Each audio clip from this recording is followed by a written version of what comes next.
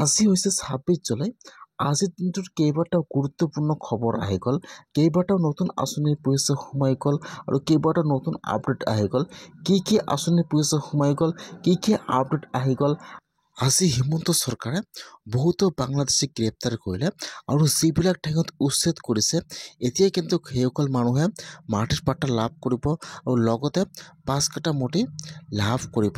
যদি আপোনালোকে বাংলাদেশী নহয়, আপোনাৰ ফাৰ্ষ্ট ডকুমেণ্ট চেক কৰিব, তেনেহ'লে কিন্তু আপোনালোকে মাটিৰ পাট্টা আৰু ৫ কাঠা মাটি লাভ কৰিব।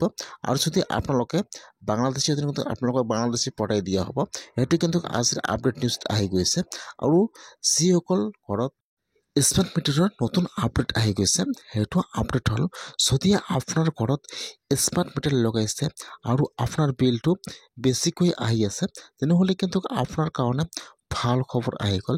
এতিয়া কিন্তু আপোনালোকে আগৰ যিটো ডিজিটেল মিটাৰ আছে, আপোনালোকে সেইটো মিটাৰ লাভ কৰিব। তাৰ বাবে কিন্তু আপোনালোকে অনলাইনত এপ্লিকেশ্যন কৰিব লাগিব। কেনেকৈ আপোনালোকে অনলাইনত এপ্লিকেশ্যন কৰিব, কেনেকৈ আপোনালোকে আগৰ ডিজিটেল মিটাৰটো লাভ কৰিব, মই আপোনালোকক অনলাইন প্ৰচেছটো নেক্সট ভিডিঅ'ত দেখুৱাই দিম। এতিয়া কিন্তু আজি চৰকাৰে BPL কৰাৰ নতুন এটা আপডেট আহি গৈছে। সেইটো আপডেট হ'ল, যিসকলে এতিয়ালৈকে চৰকাৰী ঘৰটো লাভ কৰা নাই, সেইসকলৰ কাৰণে আজি ভাল খবৰ আহি গ'ল।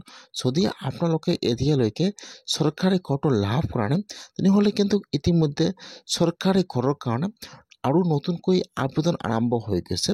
যিসকলে চৰকাৰী ঘৰ পোৱাৰ যোগ্য হয়, এতিয়ালৈকে চৰকাৰী ঘৰটো লাভ কৰা নাই, সেইসকলে আজিয়ে চৰকাৰী ঘৰৰ কাৰণে অনলাইনত এপ্লিকেশ্যন কৰিব লাগিব। কেনেকৈ আপোনালোকে চৰকাৰী ঘৰৰ কাৰণে অনলাইনত এপ্লিকেশ্যন কৰিব, কেনেকৈ আপোনালোকৰ নামটো ভেৰিফাই কৰিব আৰু আপোনালোকৰ একাউণ্টত ঘৰৰ পইচা কোন মাহৰ ভিতৰত সোমাব, সম্পূৰ্ণ প্ৰচেছ অলৰেডি দেখুৱাই দিয়া হৈছে। যদি আপোনালোকে এতিয়ালৈকে চৰকাৰী ঘৰটো লাভ কৰা নাই, তেনেহ'লে আপোনালোকে আজিয়ে চৰকাৰী ঘৰৰ কাৰণে নতুনকৈ আবেদন কৰক। এতিয়া কিন্তু অৰুণোদয় আঁচনি নতুন এটা আপডেট আহি গৈছে। সেইটো আপডেট হ'ল, অৰুণোদয় আঁচনিৰ পইচা সোমাই গ'ল। যিসকলে আগৰ পৰা অৰুণোদয় আঁচনিৰ পইচা লাভ কৰি আছিল, জুন মাহত আৰু জুলাই মাহত অৰুণোদয় আঁচনি লাভ কৰা নাই আৰু এইবাৰ অৰুণোদয় আঁচনি নতুনকৈ আবেদন কৰিছে, এতিয়া কিন্তু সকলোৰে একাউণ্টত আজি অৰুণোদয় আঁচনিৰ পইচা সোমাই গ'ল। যদি আপোনালোকৰ একাউণ্টত অৰুণোদয় আঁচনিৰ পইচা সোমোৱা নাই, তেতিয়াহ'লে কিন্তু আপোনালোকে ফাৰ্ষ্ট চেক কৰিব লাগিব যে আপোনাৰ একাউণ্টটো DBT লিংক হৈ আছে নাই। যদি আপোনালোকৰ একাউণ্ট DBT লিংক নাথাকে, আপোনালোকে অৰুণোদয় আঁচনিৰ পইচা লাভ নকৰিব।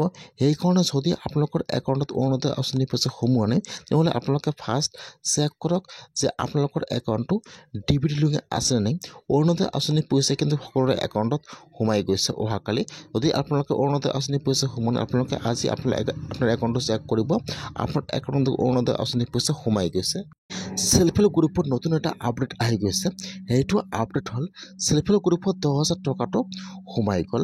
যিসকলে চেল্ফ হেল্প গ্ৰুপত 10,000 টকা পোৱাৰ ফৰ্মটো জমা কৰিছে, এতিয়া লিষ্টত নাম আহিছে। এতিয়া কিন্তু সম্পূৰ্ণ কাম হৈ গ'ল, সম্পূৰ্ণ ভেৰিফাই হৈ গ'ল। এতিয়া খালি কিন্তু আপোনালোকৰ একাউণ্টত অৰুণোদয় আঁচনিৰ পইচা সোমাই যাব। আপোনালোকে যদি চেল্ফ হেল্প গ্ৰুপত 10,000 টকা পোৱাৰ ফৰ্মটো জমা কৰিছে আৰু আপোনালোকৰ ভেৰিফাই লিষ্টত নাম আহিছে, তেনেহ'লে কিন্তু আপোনালোকে এইবাৰ চেল্ফ হেল্প গ্ৰুপত 10,000 টকাটো লাভ কৰিব। বহুত দিনে কিন্তু কৈ আছে তহঁতক দিম।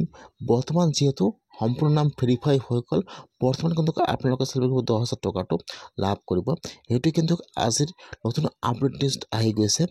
আপোনালোকৰ একাউণ্টত অতি সোনকালে চেল্ফ হেল্প গ্ৰুপত 10,000 টকাটো সোমাই যাব।